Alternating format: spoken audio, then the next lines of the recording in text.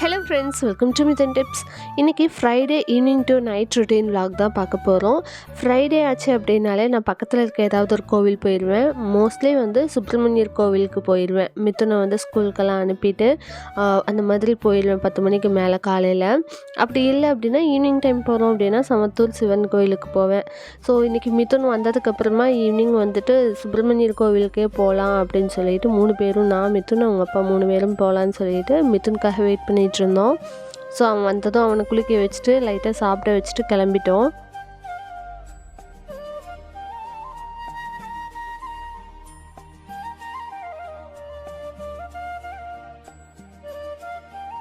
So வீட்டிலேருந்து கிளம்புனதும் சுப்பிரமணியர் கோவிலுக்கு முன்னாடியே ஒரு பெருமாள் கோவில் இருக்கு இல்லையா, சரி ஃபஸ்ட்டு அங்கே போயிட்டு அதுக்கப்புறமா சுப்பிரமணியர் கோவிலுக்கும் போகலாம் அப்படின்னு சொல்லிட்டு அங்கே போய் சாமி கும்பிட்டு அதுக்கப்புறமா சுப்பிரமணியர் கோவில் வந்திருந்தோம்.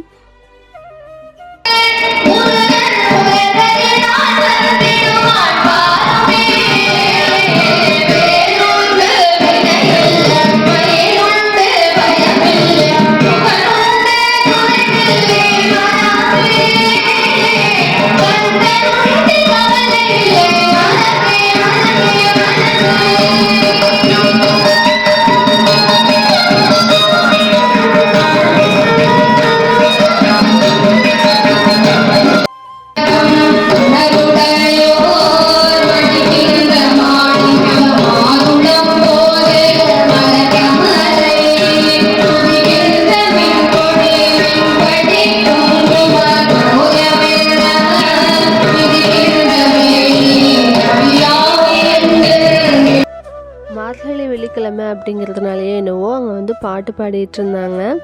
2 சின்ன பொண்ணுங்க தான் பாடினாங்க. ரொம்ப அழகாக பாடிட்டு இருந்தாங்க. நான் ஃபுல்லாக வீடியோ எடுக்கலை, லைட்டாக மட்டும்தான் எடுத்திருந்தேன். ஸோ உங்களுக்கு பிடிச்சிருக்கும்னு நினைக்கிறேன். ஸோ சாமி கும்பிட்டதுக்கப்புறமா அப்படியே ஐயப்பன் கோவில் வீதியில் இருக்கக்கூடிய இனிப்பகம் பானிபூரி ஸ்டால் போகலாம் அப்படின்னு சொல்லிட்டு கிளம்பிட்டோம்.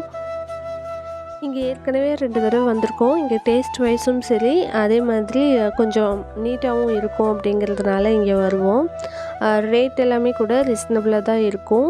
ஸோ மசாலா பானிபூரி, அதுக்கப்புறம் மிதுனுக்கு பொட்டேட்டோ ஸ்மைலி வாங்கியிருந்தோம். அதுக்கப்புறமா ஒரு அடை செட் வாங்கியிருந்தோம்.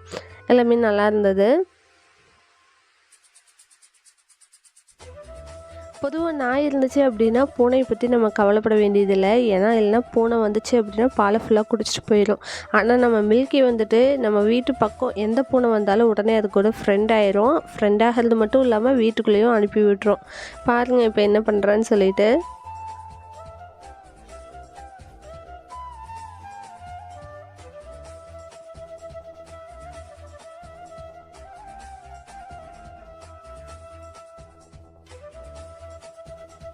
எந்த பூனை வந்தாலும் அது கூட மில்கி ஃப்ரெண்ட் ஆயிரும். ஸோ உங்கள் வீட்டு பெட்டும் இந்த மாதிரியான்னு சொல்லி கீழே கமெண்ட் பண்ணுங்கள். கோயிலுக்கு போயிட்டு வந்ததுக்கப்புறமா டின்னர் ப்ரிப்ரேஷன் ஸ்டார்ட் பண்ணியாச்சு.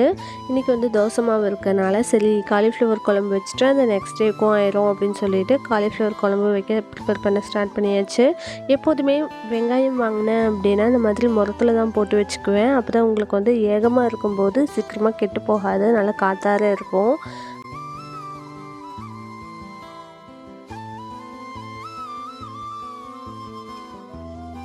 அப்புறம் கோயிலுக்கு போயிட்டு வரும்போதே ஃப்ரூட்ஸ் எல்லாம் வாங்கிட்டு வந்துட்டோம். இது பார்த்திங்கன்னா மண் பானை, அதாவது குடிக்கிற தண்ணிக்கு ஒரு திருவக்குடி வாங்கணும்னு நினச்சிட்டே இருந்தேன். ஸோ அது ஒன்று வாங்கிட்டு வந்துட்டேன். இந்த காலிஃப்ளவர் குழம்பு பார்த்திங்கன்னா அப்படியே நான்வெஜ் குழம்பு மாதிரி டேஸ்ட்டாக இருக்கும், சூப்பராக இருக்கும். மிதுனுக்கு ரொம்பவே ஃபேவரட். இதோட ஃபுல் ரெசிபி வீடியோ பார்த்திங்கன்னா நான் நெக்ஸ்ட் டைம் கண்டிப்பாக ஷேர் பண்ணுறேன்.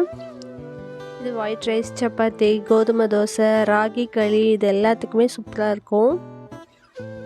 ஸோ எல்லோரும் தோசை சுட்டு சாப்பிட்டு அதுக்கப்புறமா நான் எல்லாத்தையும் க்ளீன் பண்ணி வச்சுட்டு நெக்ஸ்ட் டேக்கு மணத்தக்காளி கீரை இருந்தது.